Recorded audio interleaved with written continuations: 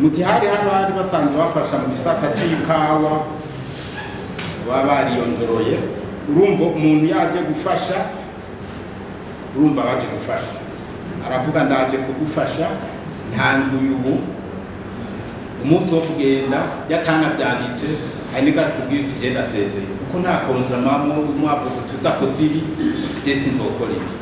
Mugati tibage yuko hariho n'abafasha bamwe bashira hamananiza tutwo kwita mu Faransa reconditionnalité.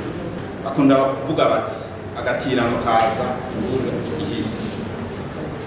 Kuvuga twebwe tuje ku kivi, abo bandi babona yuko boshobora gufasha, turabaye karibu. Mugabo burya kenshi ugiye kubiraba nta muntu agufasha atabona inyuma icyarindiriye. Arashobora kuza kugufasha arindire yuko umwimbi w'ikawa uduga cyangwa n'akanovera kugira dushobore kubimudandaza. Mugabo urumva kenshi base no bakunda kuvuga niganyaganya, ntawuza inyuma atakintu arindiriye. Twebwe rero tuzoraba inyungu z'igihugu, turabe n'inyungu z'abarimyi b'ikawa. Uzoza kutubwira yuko ashaka kudufasha, tuzobanza turabe yuko atobashaka kuzodutwara umwimbu atuzimvye. Ibyo rero nibyo tuzoraba. Mugabo bo bashaka kuza kudufasha wari wese turamuhaye karibu, azoze tuvugane. Nitwabona yuko ari umuntu yoza ku by'ukuri atuma icyo gisata cy'ikawa gitera kije imbere, uwo tuzomwemerera. Mugabo nitwasanga ari umuntu yoza aje kudufasha, mugabo aje kudukwega ukuguru kumwe dutambutse intambwe zibiri adusubiza inyuma intambwe zitatu, uwo ngira ngo tuzomwemera, tuzobanza kubiraba neza.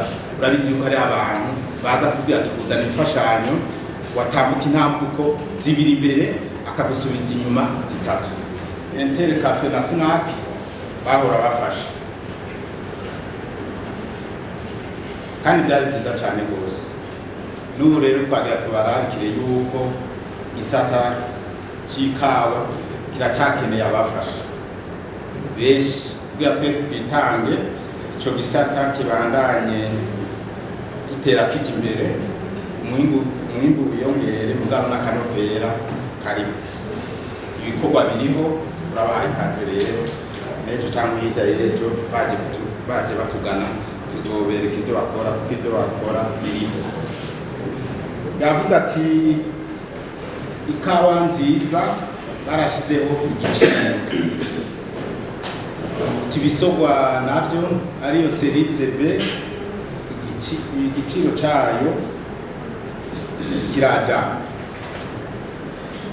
Mugabo aha naho kitarajaho ni umwitwarariko wa Reta.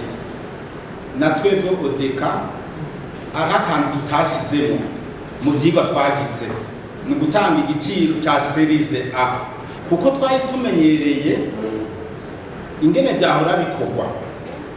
Twahora dufata ikawa nziza tukayiha igiciro, ubwo niyo tuyihaye igiciro twaca tubona yuko ibisogwa bari ikawa ya nyuma, kandi kugira ngo n'abarimyi mumbure baze baritwararika gukurikirana icyo giterwa, twahora tuyiha igice cy'igiciro cy'ikawa nziza. Twebwe rero twari twibajije rero n'ubunye dutanze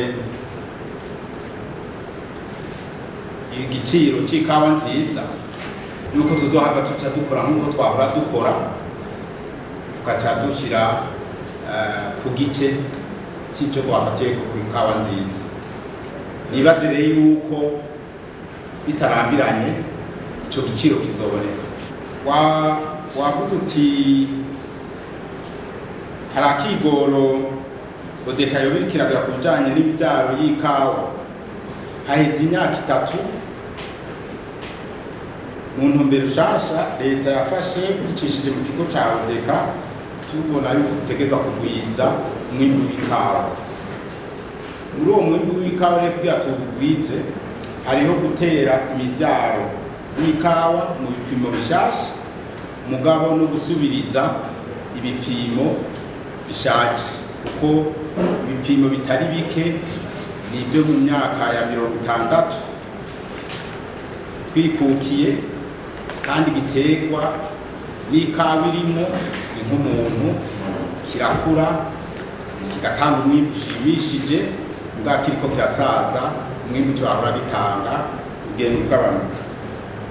Muri iyo ntumbero rero turiko turatanga imivyaro y'ikawa tuyiha abarimyi bose bavyifuza, mugabo na Odeka irafise ibipimo vy'ikawa.